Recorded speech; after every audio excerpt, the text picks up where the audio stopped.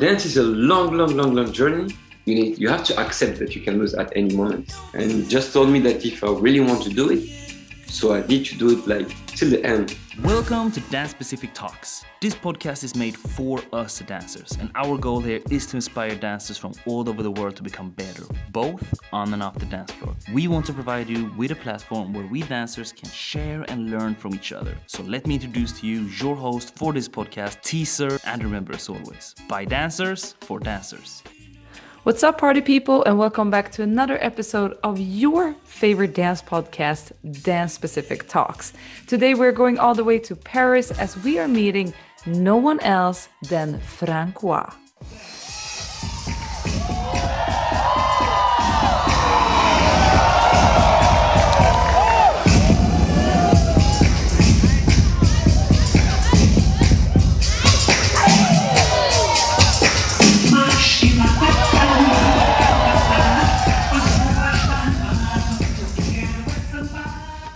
He is not only an amazing top rock b-boy, he is also a great house dancer, and he has been winning competitions like Just a Boo, IBE, SDK, and many more. He's also a very active teacher and changing his community by giving back when it comes to as a dancer and also as a DJ together with his dancing brother Capella.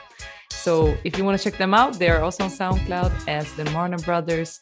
And in this interview, we're going to learn a lot. So sit back, relax, plug in your headphones, and now let's get it going. Welcome to this interview. Frankwa Marna, the legend, the living, the only one. How are you? I'm doing very well, all good. And yeah, it's actually sunny here in my city. So yeah, all good, all positive, and yeah. Nice. Where are you located right now? Oh, right now I'm located in Paris. In the suburb of Paris. I'm living in the like 1 hour away from Paris. And yeah, my city is called Mantes-la-Jolie. And right now I'm there, chilling, resting before working. That's so dope. I am so excited to have you on this podcast. We met each other on the International Dance League where you were one of the team captains, and I was happy to host that battle. And you brought the fire, literally. You were team fire. And yeah. I think a lot of people fell in love with your energy, but also the way you managed your team and the kind of team spirit that you managed to create as a captain. And that's why I decided to reach out and get you on this interview. And I want to dive right into it. When you think about your dance, where are you in like your dance journey right now? To me, dance is a long journey, and I don't stop learning. And back in the days, I was like, okay, I think I'm reaching something, not the end, but something really interesting. Like a few years ago, when I was at the point that I won many competition and many big competition, I was like, okay, I think I'm reaching something, not the end because it's never end, but I was like, okay, now I reach a certain level, but there is with years I realized that there is a lot of level and lot of different level. There is like different competition levels, but there is also different how can I say approach. You have the competition, you have the dance himself to discover with clubbing, sharing, social, and you have like many stuff that actually I don't really know. I'm actually learning about it. I'm learning really like a lot of things, and I think I have like a lot of years on my feet, but I still miss some. So actually, I'm still like a student who learn a lot of things around dancing, not only house but different culture, and yeah, I'm not arrived yet. I don't think I'm gonna arrive one day, but I think I can get a lot of information, and I think it's a life process. Yeah, it really is. When I look back at my own dance journey, I think that it's like different chapters where dance give us something in different parts of our lives. In the beginning, it gave me an identity and it gave me a community for me to belong to. And later in life, you know, when the battling and all that, it gave me maybe a little bit of a approval and a little bit more centered around me as an Yeah, artist, a little bit more of my ego. And now I start feeling that I'm coming into where dancing are giving me my peace yeah, yeah. and my ground. And it's different. So when you look at what dance has been giving you, where yeah, what has dance been giving you in your different life chapters, and what is it giving to you right now? To me, dance educated me a lot. Dance is a big part of my education. You know, in my family, we all dancing, and not about hip hop or house or any style of it, but just dancing, listen to the music and dance. It was really education and education to me because you know when you're a teen, you want to do things with your friends. You have good friends. You have kind of friends who want you to do some bad stuff and many things. And so I had choice going with friends and try to discover life, doing some good and bad things. I don't know, smoking, drinking, stealing. Any, I mean, you know, you have that choice, and you have also the choice of, okay, maybe going to dance. Maybe that friends will not understand because you know, are close in the room and trying to find movement, trying to listen to music from 10 in the morning until like 5 in the afternoon. And, you know, people don't understand this part because you actually 3 or 4 friends, but you are 10 who, you know, just walk away in the street yeah. And dance that didn't save my life, but I would not say it, but I would say, yeah, it educated me because Mm. when I was dancing in that room with 3 or 4 people, I was watching them, you know, doing some bad stuff and some good, but I was secure. Mm. Yeah, secure. And to my parents was something really easy. You know, they were like, okay, he's here, that's perfect.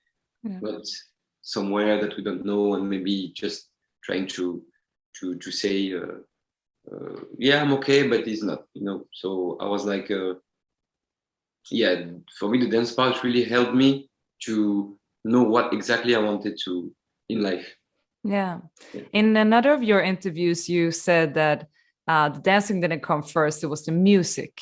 And being a music lover, but there's people out there in the world, funny enough, do you know, that we maybe cannot relate to so much, but that are just listening to the radio when it's on. And that's the music that they take in.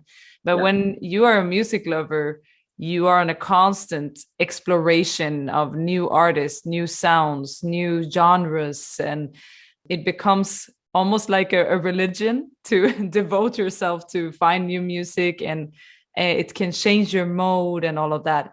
But since you are a big music lover, how does your relationship with music look like? When do you listen to music, and how does it change in your everyday life? Wow, I would say that music is like it's like yeah, I have to listen to music for the you know for the to have a good day. We cannot.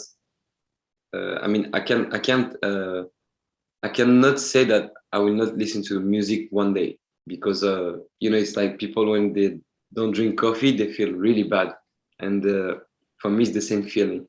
The music change your day like straight. You can be mad if you listen to music or you know discover some music, some artists, some you know, and people really you have different color in the music. Like it can be dark, it can be really colorful, and can be like uh, energetic or really you know calm. You have for me, music is a mood, and you have a lot of music, so a lot of mood, and you just need to choose which mood you we want to have today and tomorrow and the day after. And yeah, for me, it's really important. This relationship with the music is like. it's yeah, I think it's the first part of the education. Before dancing, music is the first part of my education. Yeah, because yeah, my parents used to put the music like really. I think since I was born, but I was remembering, for example, at 3 years old, where we were all dancing, like expressing ourselves and just celebrate life. Yeah. Yeah, and to me was like something really, really, really important. Yeah, Yeah. we celebrate like at any moment, wedding, celebrate. I mean, yeah, we celebrate, and from this, I was like, okay, music is really important. It's something like you say, like religion, something like this. But like we have a lot of things in life, some good, some bad, and this can hold you, like really can hold you, like to not going bad. Or for me, music is really something that I cannot put in the side. Like a boat in a storm. Yeah, exactly. And it's interesting to think how certain dancers love to dance with certain body parts. Some people go into finger tutting, some Yeah. people are belly dancers. And when I think about football players, because I'm from Sweden, I think about Zlatan Ibrahimovic.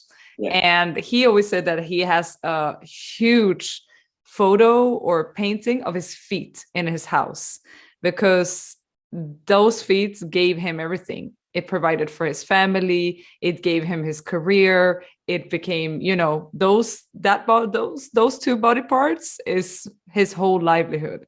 Mhm. And when I think about you, I think about your feet because you are a very skilled both top rocker and house dancer, and the feet are very much of your expression. Mhm. Has it always been like that, or was it the dancing that made you discover your feet? Oh, nice question. I think, yeah, dance has discovered me at my feet. But, I'm from Senegal, and the main traditional dance is sabar. Yeah, exactly. Sabar. And sabar is a lot of, with the feet and the way they move. And I was watching this since I was born. I mean, I was watching this like kids, and we always was like, even if we didn't know how to dance this in the wedding, trying to go in the cipher, and the mom was like shouting for you, like, let's go, the hype it up, and trying to do, but you don't know how to do it, so you're just trying something, and it was like something natural. And yeah, after that, like at 12, because I start at 12 dancing hip hop, and I started by breaking. So of course you had some footwork, and this I like, of course. And then top rocking, and the feet was when I saw my brother Capella, like, focusing on the musicality, and with his feet, the way he was doing it was really, to me, was something that I didn't know. And I wanted to try. It was not easy, but after that, I love working, finding like new way, explore really. And the way he was doing it, I tried to do the same on my way, and he helped me a lot to do it. And after, it was really a passion to have the music, and how you can go deeper with your body and your feet. And for me, it was a game. Yeah. Yeah, it was a big game. So I think Sabar is like, the Sabar dance is like, since I was born, I'm watching it. Yeah. So it was always here. But this passion for the footworks and everything was when I was discovering the hip hop culture. Yeah. Yeah. What I think is so interesting with Sabar is the connection with the actual ground. The way they dance in sand, Yeah. it's just like mind blowing. It's so heavy, and they make it look so, and it's almost like the sand is a part of the dance in a way, because when you kick that sand, it becomes the effect of the movement and the powerfulness that lays behind shuffling around within the sand. Yeah. And now when I'm thinking about it, have you ever like done any video or any projects where you have to dance in sand? No, never. I'm giving you an idea. Yeah, right. But I will, because now every year I'm gonna go back to my country, and of course I will. The first, like last year, I took my first class in Sabah. It was so nice, like really. But to have a video, you need to learning like very well and make it strong as them, because the energy is like crazy. When they do this, I feel like I don't have any energy. A lot of people tell me like your energy is crazy, but when I'm watching them, I was like, no, I don't got it. So Yeah. I have to do it like Yeah. work on it. Yeah. Maybe it could be a top rock house versus Sabar in sand, and then show the different Good idea. styles, because you are the sun. For me, like you are continuing that tradition. Yeah. You're just a new generation, and with other with another upbringing, but there's still a part of moving forward the Sabar movement. And this is a sidetrack, but I do when I meet people that have roots in different countries from where they grew up, sometimes they say that when they come back to their mother's countries, that their feet start to feel warm, and in the countries where you live, they feel cold. Yeah. And I just think it's an interesting thing. As dancers, we are so connected with our bodies, but I wonder how much deeper we could get with that connection. True. Yeah. Anyhow, when it comes to top rock and house, and I know you said you got inspired by your brother, which is like a whole thing in itself. Yeah. How did you make sure that when you started with those dance styles that you weren't going to become a copy of him, but actually becoming your own? How was that journey for you to become your individual dancer within those styles that he was also doing? Oh, it wasn't easy. It wasn't easy because, I was watching a lot of, because the way I started was really when I was at school, and when I was afternoon free, and we were practicing with my friends, but Capella was not every time here because he was busy with the classes or his stuff. And first sometimes he was giving us a lot of information, so he was giving us this, and then we had to work, practice till he come back, and then see the result, and then do it more or do it again, so to me, the best way was practice with my friend and watching a lot of video of him. I was only watching him, because the way he was dancing for me was a level to reach. So I was watching him. So when you watch somebody like every day or every, it's like you go on this way, so you will have maybe same moves or same energy, and so it was not easy first.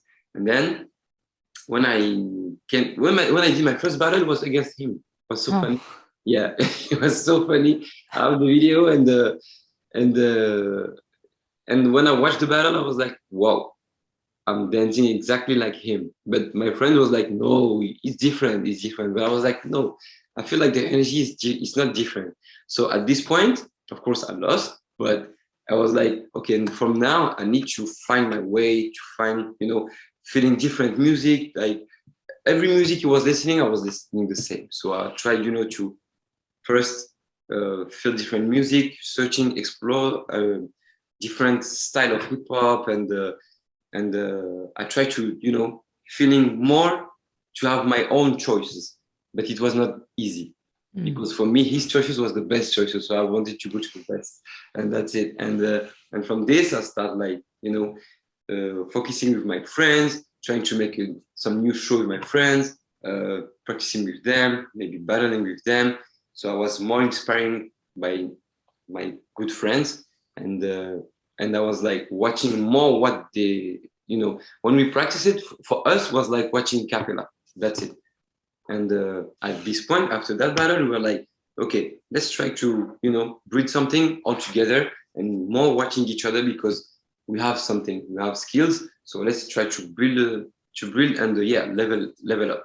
And from this, we just, exchanging and sharing more about my style, their style, and we mixed. And from this, now my personality grew up. And then people start to tell me that, oh, now we feel like you have your own style, your own way. And it was, yeah, funny. And I feel the same.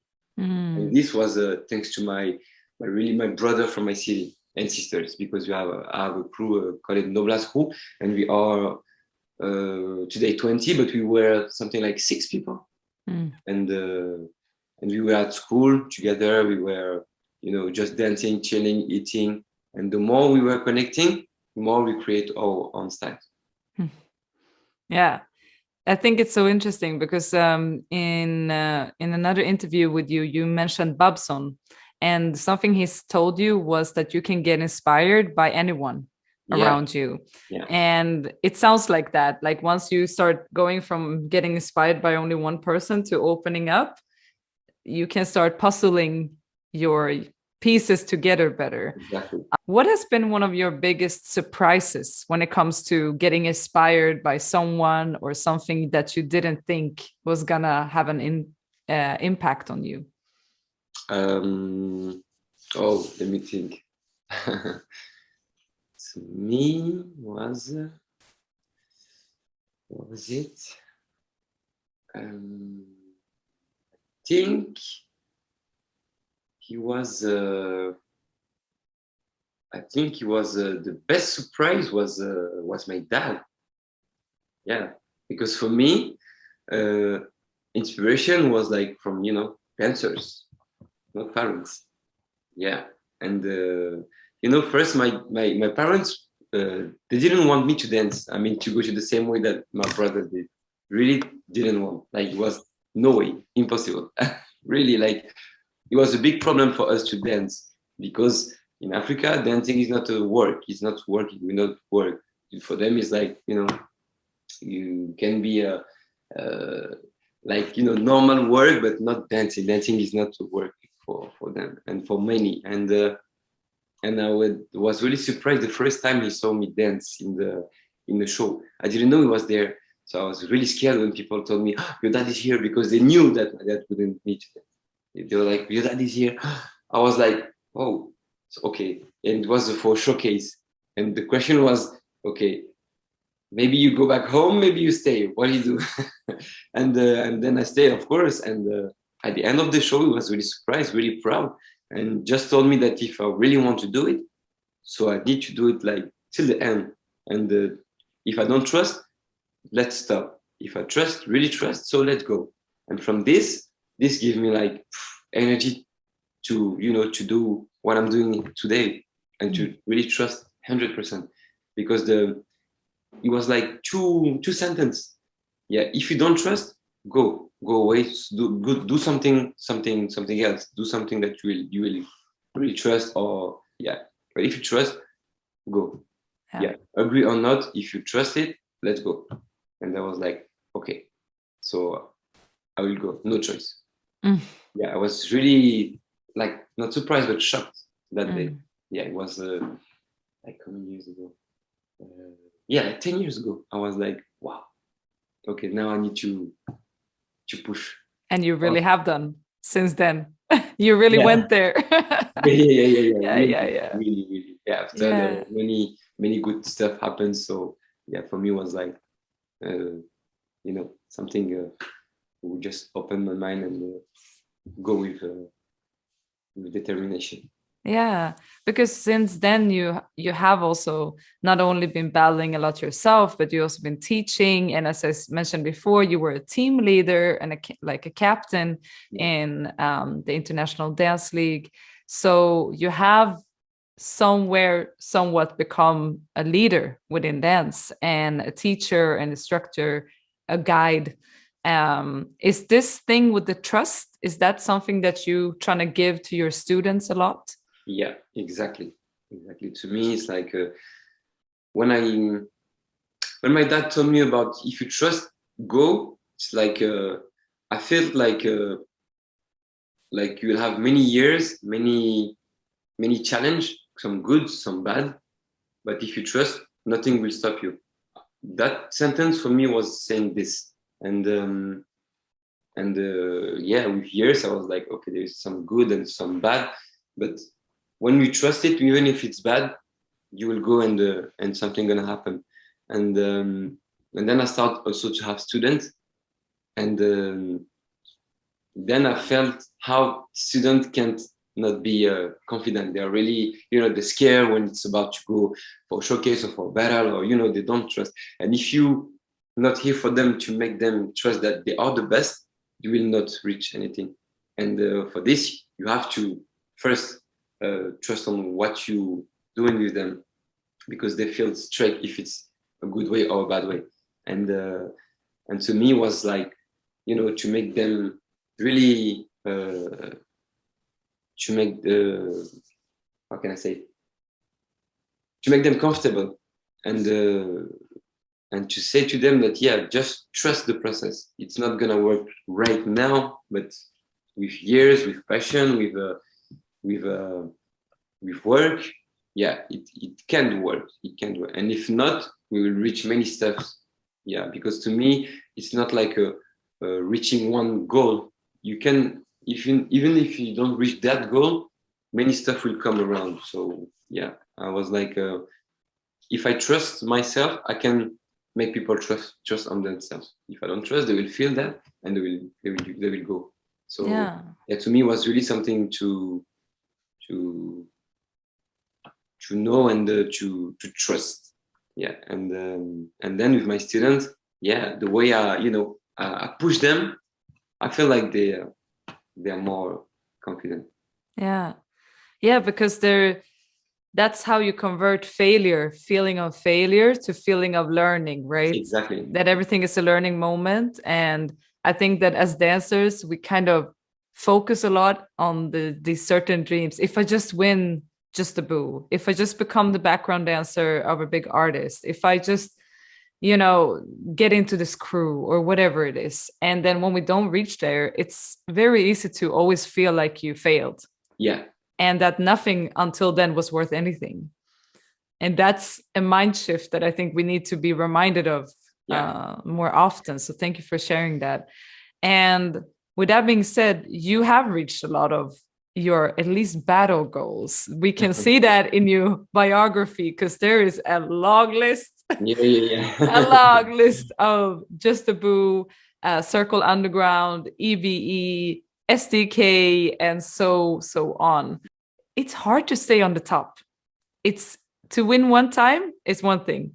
To win many times, it's another thing. And I wonder, when you have been winning these things or become finalists or whatever in these huge competitions, how do you make sure that you don't dip afterwards? Because it's then you realize you still have to keep training to reach the next one. You still have to motivate yourself to do it and to not stop when you reached one. Yeah. How do you manage that up and down journey? To me, to manage that, it's the best way to manage, to me, is to accept that you can lose every time. If you accept that you can lose every competition, anytime, it cannot go in your mind like, oh, now you like at that point, because it's a part of the game. Actually, we're like 3,000 people when you enter Just the Boo, and it can have only one winner from all the countries who participate, from the pre-selection, from the quarterfinals, the final. You have a long way to do before winning. And if you don't accept that you can lose at any moment, no, I think for me, this is gonna be the fastest, it's gonna be fast to be like, okay, now I was winning it like a few years ago, and from this everything is like going down. Or for me, everything is not going down. It's like we are a lot, and I take it as a game, really as a game, not as a how can I say?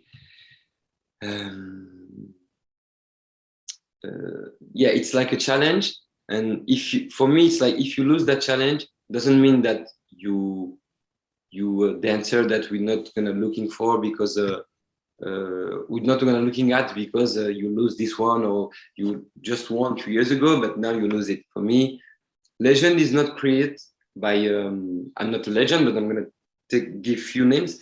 Are not created by battles. For me, legend is like people like Babson, you know, like from the US, like Joe Wilson, like Khalif, like Tony McGregor, like you know, Shyness and more because they create that dance, and Babson because he pushed me a lot, and to my eyes, people like them, like Yuxon, like Mamson, Bella, it's what they've done for the culture, and that people you cannot uh, uh, forget them because they lost many battles after winning all the best battles. Yeah, and they told me if you want to stay, you have to accept that you can lose at any moment. And if you accept this, for me, back in the days was hard to accept. For me, yeah, when I was losing a battle, I was like, okay, what's wrong from now? And you know, and then going back to the lab and then practice more and then losing again. So you know, in your head is like, wow, now it's like a bad period. But I mean, it's not a bad period. It can depend of, you know, one music, like one round can make you lose. If the guy in front of you is like feeling better than you, now it's okay. It's kind of a feeling. A day, if you feel sick, maybe you will lose. If you feel well, you will win. But it doesn't mean that your dance has changed, or it doesn't mean that because of that competition, that big competition, now you like the baddest, or you know. So for me, really, competition is yeah, it's the moment. But of course, it's still very nice to win and yeah, maybe. But for me, the most important thing is not to win; it's to, you know, that day that people will remember you because of maybe one round, or you know, sometimes people win, but we just remember only one round in the quarterfinal. And for us, it's like, okay, this guy was the best of the competition. Yeah. So yeah, for me, I don't have that problem that if I lose this one, whoa, okay, I need to come back because this is the competition that I have to win again and again and again. Yeah. And when it comes to your training, because it takes a lot of training as well to keep yourself on a competitive level. It doesn't mean that you cannot dance if you don't train, but it's just to sharpen up your speed, musicality, athleticism, and all of that. We all have days when we don't want to work out. We don't want to train. We don't want to be. You just want to stay home. You just want to do other things. Yeah. When you have those days, how do you deal with those? Because do you then choose to, okay, today I don't feel like dancing, so I'm not doing it? Or are you more the person that I don't feel like dancing, but I'm just going to go anyway? Yeah, me, I'm the second sentence that you said, because I have a lot of kids, a lot of students. And if I don't come, they come to my home to bring me back to the practice room. Really, I'm like, I want to stay. If I don't stay, it's because Madame tell me, okay, now you stay. Today you stay at home. My girlfriend tell me, okay, now you don't move, so I don't move. But if it's me, sometimes, yeah, I want to stay because I'm really tired. But they're like, okay, where are you? We are here. We're coming. Okay, I'm coming 30 minutes. Oh, I have something to do, but I'm still at home, you know.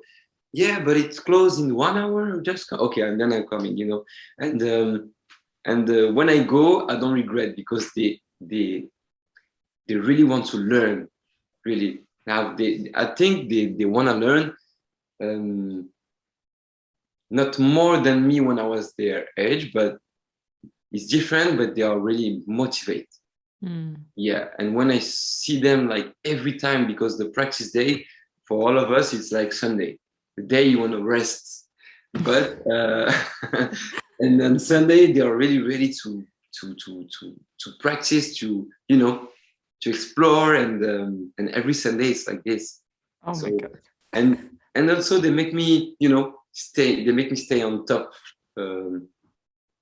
because they want to push themselves, so I need to push myself to push them, and yeah, this is really good. And for me, to stay at a good level. Of course, it's practicing, but practicing with kids, for me, is the best way. Yeah, because they are so, they're so, how can I say? They don't have anything in their mind. They don't think about anything. They just go. They just dance. They just let it go. Put the music and finding the best way to practice, the best way to feel the music, and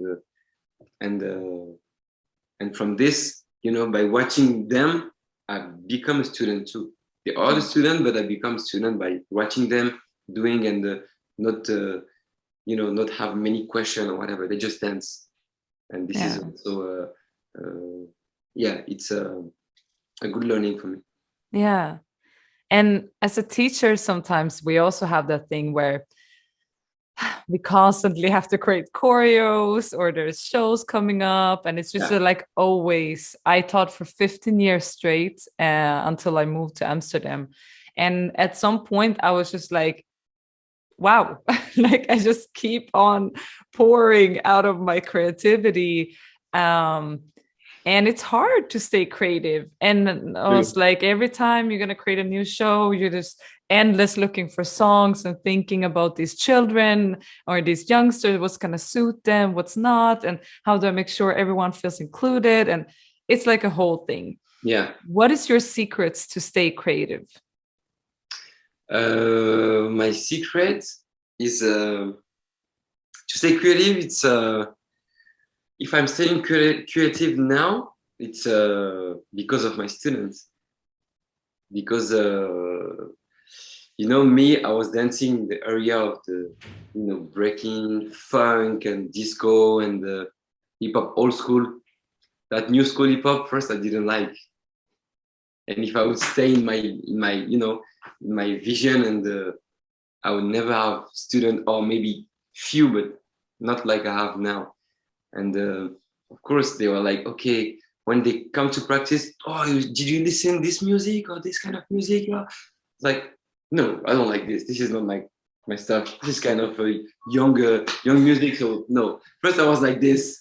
I really was like this, like a year. So we were dancing on my vision.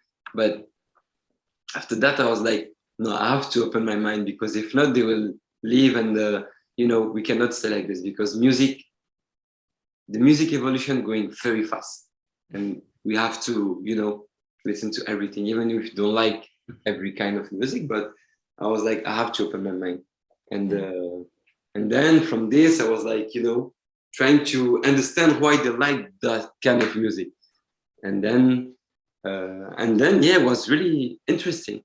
It's not my stuff still, but I had to learn from them, like why do you like that kind of music that I don't really listen to.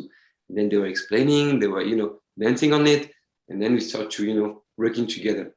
Yeah, for me the best way to go in this way is learning from that student. It's crazy. It's crazy because I can relate to that so much. I taught a lot in schools, and that was the first thing that everyone wanted to show me. They didn't want to dance. They wanted to show me what they're listening to. And most of the times it was like the 8-year-old little boys who was listening to someone's big brother rapping in that area. And it's just like some kind of voice recording over some beat. And they're like, this is the song, and all these 8-year-olds knew all the rap to it. And I'm just like, okay, this is some kind of local artist just in these streets, and that's what they want to listen to. And I had to adapt to that too at some point, because I was just like, I want to be like, no, we're going to learn exactly the Smurf and the Reebok and the Fila. We're going to do exactly this because this is hip hop. And then, they want to do that little rock or whatever that is in that. Exactly. So I think that as teachers, you have to find that balance of like helping and guiding them into the foundations and the culture, but it needs to start with understanding them and not shutting them out. Right. So I feel you so much. I've been dancing on so many inappropriate lyrics with kids, because I was like, well, that's it's what they wanna It's Yeah, what they want to we listen have to. no choice. We have no choice. That's why I'm No like, choice. okay, let's try to work on your kind of music, but I will try to find my way in your music. Yeah. And then putting some, what is hip hop to me. So yeah, we do try to have a middle between them and me. And Yeah. but it really opened my mind a lot. Yeah, and I've seen you in different, for example, the Red Bull battle where they spin the wheel Yeah. and you get to dance on whatever music comes up. Yeah. And you're so good at that because also you probably were forced. Of course. Of course. You saved my life. Really. Yeah, I also remember at the dubstep era. Oh my God. Yeah. All I had a little boy crew, so I taught only like a group of boys, and I was like, we need to listen to some funk and some hip hop and some boom bap, and all they wanted to listen to was dubstep. And I became Skrillex. I became Skrillex herself, like all my playlists at some point were only dubstep, and I was like, well, we're just gonna create only dubstep shows now. Yeah, that period was really hard. Oh, it's so hard to find a groove. But with that being said, you have also stepped into becoming a DJ, and I've also seen some cozy videos of you and Capella, the Marna brothers getting together and playing. Describe for me what made you interested in also entering the DJing. So it's a long. It's from back in the day. My dad had a lot of DJ stuff, DJ material, like the vinyls. Like really, we had like more than 300 kind of vinyl at home. Yeah, like a lot. And you were playing for weddings. All the wedding around the city was playing by my dad and he's in the Mr. Wedding. Yeah. Really. So we were all the reading with all the materials and we were he was playing with his teams and for in the music in my city, people knows that my dad had a lot of stuff, and if he wanted to to organize a wedding with the music and everything, my dad was the first in my city, really, with my cousin and everyone. And this was a few years ago. And then to me, a dancer, like in the hip hop culture, the DJing is a part of hip hop culture. So I had to try one day. I didn't know when, but I had to try. I tried graffitis, I tried beatbox back in the days. I tried rapping also. I was very, very bad, but I tried many of these. And DJing was the last one. So I was like, okay, I need to try. And I tried. And first, on hip hop music and funk and disco was good. But what catch me straight was house.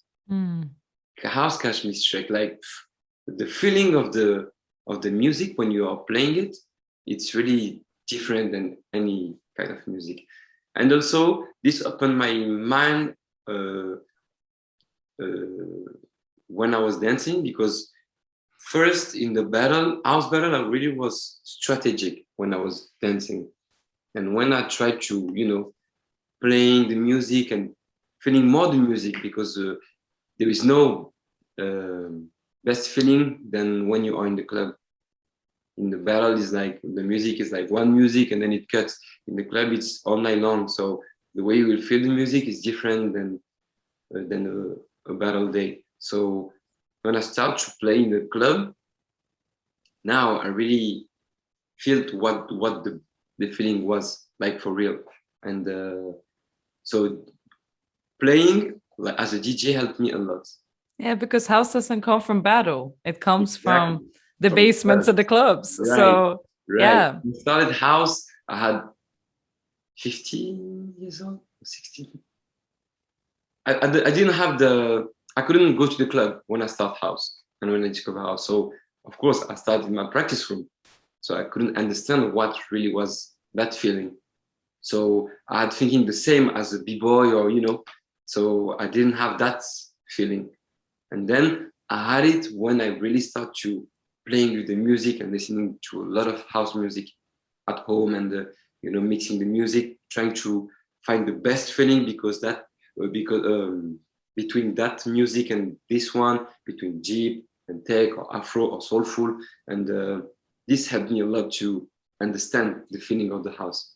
Yeah. Can you describe battle or club or as a DJ, what is your most magical house moment? In the clubs. The way we are playing with Capella, when you are Marna's brothers at Soulful Sunday at the June Club, this is the best feeling, because we feel like we all together, not only us two, but all the people in that room. We all feel the same feeling, and for me, this is the best feeling ever. And how has it developed your brother relationship, DJing together? I start to play in my city for like a small battles and everything. But what's funny is like he gave me every music I have in my laptop. I mean, I have a lot and I discovered a lot, but the big files is from him. So I start with his files, and he didn't start playing. And then just watching me is like, oh, this is really interesting. And he start when I just saw him. Okay, you have that thing, this the pitch and the cue and this. So let's do this like that. Okay, give me 1 hour. He start, and then going straight. Like really, I show him like 3 steps. I let him like this. It was a practice day, and then he played all day. And from this, he was like, okay, I'm gonna buy one, and he buy one, and then he's just actually killing it. He killing it like even better than me, like crazy. So yeah, this is something that we always have at home. So it's not something new, or was just about times. And today, the way we are doing it is something normal, but something that we had to do. Something that we had to do because it's a family thing. Wow. It's again like getting on that legacy. Yeah. The next generation of wedding DJs turning into. Maybe. So no pressure, but how do you think your wedding is going to turn out? Me. Do you think you're going to have your dad, your brother, yourself DJing at I this would wedding? love to have my dad. Yeah, my dad passed away in 2017. I would love to have him too. But sorry about that. Be here, the spiritual. But for me, it would be like all the family, of course, and my brother will play, and it's gonna be I can describe. Describe. It might be soon. Oh, yeah. Okay. Inshallah. Inshallah. Yeah, it's gonna be a big party. That's the thing. I mean, I have a lot of friends, both dancers, but also the non-dancers are the most excited about an upcoming wedding, because they're like, we are so tired of normal weddings. Yeah. Stiff as, they have to sit those sort of places, they have to wait for some bad music or whatever. So they're just like, we are coming to your wedding, wherever that is, because we know it's going to be a performance. Exactly, it's going to be a performance, really. Yeah. Something that we have to, it's one time in life. So I hope it will be only one time in life, and we have to remember that one. Yeah, for sure. But okay, so we have the wedding is gonna come up. Do you have any other things that you have done so much already. So what is it that you want to do next? I'm already in next. For me, my biggest goal is to, in Paris, you have a lot of dancing schools. Like Juste Debout, Studio MRG, Lac Studio, and many more. We have more schools. And for me, my goal is to bring every good, best teacher from Paris in my city, and not every weeks, but they already come to my city. People like Mamson come, people like Kefton, and many more. And for me, is to push the hip hop culture in my city, and it's already on. but I can do more. And my city is open to, create something interesting like school and developing with them and make them traveling. Yeah, and just got back from Italy with some like 12 students for a competition and watching also the Italian vibes and it was really interesting. And for me, it's like traveling. It's fine, and I'm really happy that I could travel a lot, and I will still traveling. But for me, it's really important to all the knowledge I get around to put it in my city, and then to them to do the same than me. If they can do what I've done, even better or more, yeah, I will. I'm gonna work on it. Like this is for me. This is my work to give them what I just I was finding by traveling, by meeting people, by taking classes and many more. So to give them everything, then they can do it faster than me or better than me. Yeah. For me, this is the last goal. I mean, I had the competition goals. I had many goals that are reached or not, but this one for me is really the most important.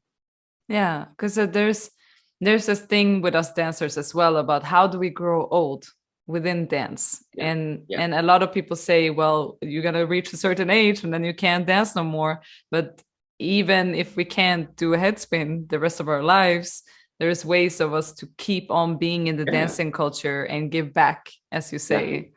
Yeah, exactly. That's beautiful. That's beautiful. Well, I am so excited to see what you're going to do next. And I know that a lot of people are looking forward to follow your journey, because it feels like, in a way, it just got started, and at the way you have already done so much. So we are super excited to see what you're going to do next. And in the end of my interviews, I always do something called fill in the gaps, where I start a sentence and you end with one word or an end of a sentence. Okay. Yeah?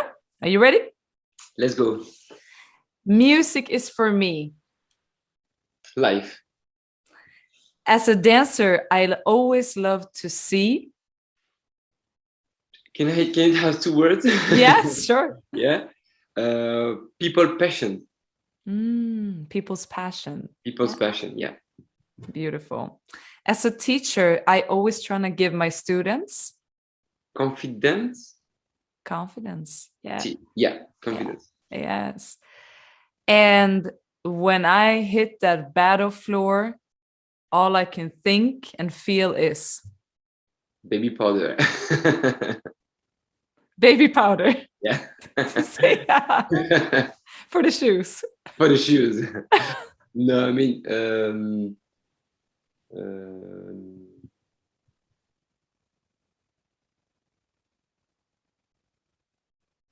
not think. And when I hate that, I don't think. I just let it go, trying to do the best. Boom. Yeah. And if people want to find me on social medias or out on the internet, they should check out Frankwa at YouTube, Instagram, Facebook, and everything. Boom. That's it, man. Thank you so much for sharing your story. Thank you. Super, super beautiful. And we can't wait to follow you in the future. Thank you so much. Thank you for having me. Don't forget to click subscribe, comment below, and give us a rating or review. We have a Facebook page, YouTube page, and we are on Spotify, Google Podcasts, iTunes, and all the other podcast platforms. We also have an Instagram, so don't forget to tag us in your favorite episode and share it with the world, because we read all of it.